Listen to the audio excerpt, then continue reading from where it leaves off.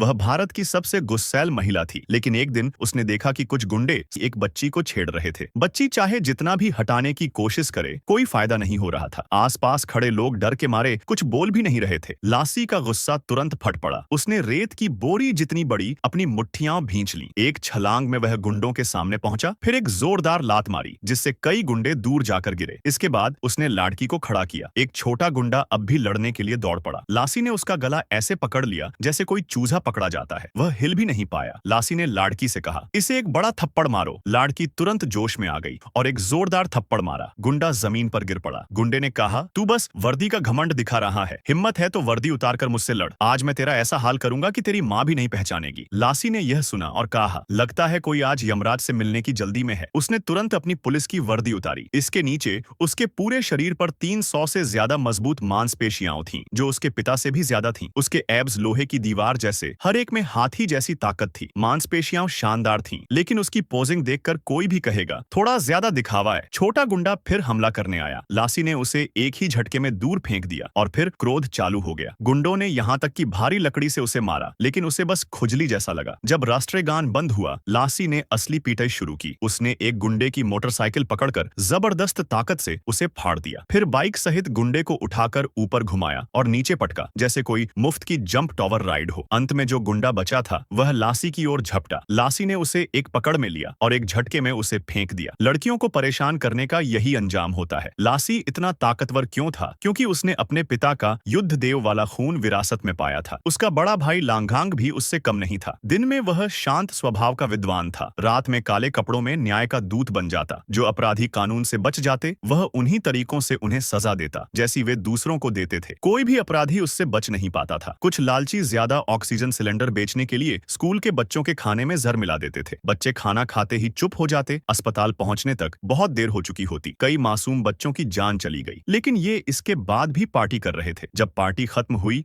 और वे कार से निकले, अचानक एक बिजली का खंभा उनकी कार पर गिरा। अंधेरे से एक आकृति बाहर आई। वह था युद्ध देवता लांगांग। वह बेहद गुस्से में था। उसने एक पंच में कार का बोनट तोड़ दिया। दोनों हाथों से इंजन को उखाड़कर जमीन पर दे मारा। दृश्य मानो स्क्रीन काली कर दे। जब दो गुंडे होश में आए, वे खुद को स्कूल में पाए। लांगांग ने उन्हें वहीं जहरीला खाना खाकर अपराधियों को उनकी ही सजा दी। दोनों वहीं दम तोड़ गए। इसके बाद लांगांग और लासी अपने पिता की याद में शपथ लेते हैं और जनता की रक्षा करेंगे।